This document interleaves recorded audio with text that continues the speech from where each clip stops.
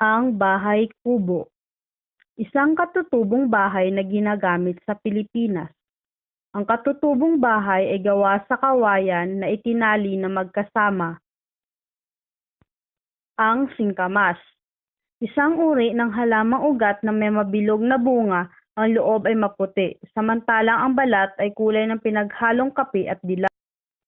Ang talong, isang uri ng prutas na pangkaraniwang kulay lila ang mga bunga, bagaman mayroon ding luntian at puti. Maaari itong mahaba, bilugan, malaki, maliit. Ang sigarilyas, isang uri ng gulay na kamukha ng prutas na balimbing. Ang mani, isang uri ng gulay na buto o bean. Sitaw, isang uri ng berdeng gulay na mahaba. Ang bataw, isang uri ng gulay na kulay lila. Patani, isang uri ng munggong nagmula sa lima. Ang kondol, isang baging o halamang gumagapang na pinatutubo dahil sa napakalaki nitong prutas na kinakain bilang gulay. Ang patola, isang uri ng halamang baging o gumagapang na may mga mahaba at maanggulong bunga na nagagamit sa pagluluto. Kahawig ito ng pipino.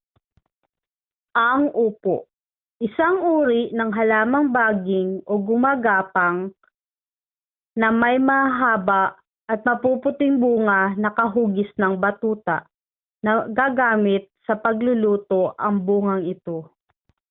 Ang kalabasa, isang uri na malaking gulay na tumutubo sa isang baging o isang malaking bunga na gumagapang na halamang baging na may kulay na pinaghalong narangha at dilaw. Ang labanos, isang uri ng maliit na halamang gulay na may matigas at malutong na ugat. Ang mustasa, isang uri ng gulay, katangian nito ang pagkakaroon ng malalapad at madidilim na dahon at mga mapanglaw ngunit luntian ang mga sanga. Ang sibuyas, isang uri ng halamang gulay na ginagamit sa pagluluto. Nakakasanhi ng luha ang bunga nito kapag hinihiwa kung hindi ito nahugasan. Ang kamatis, isang uri ng halaman o bunga nito na kulay lunti kung hilaw, subalit nagiging luntian hanggang pula kung hinog na. Ang bawang, isang uri ng halamang gulay na ginagamit sa pagluluto. Ang luya, isang uri ng gulaying ugat na ginagamit panimpla ng mga lutuin. Ang linga, ang uri ng hiyerba na naagaling sa silangang India, pinagkukunan ng langis ang mga buto nito.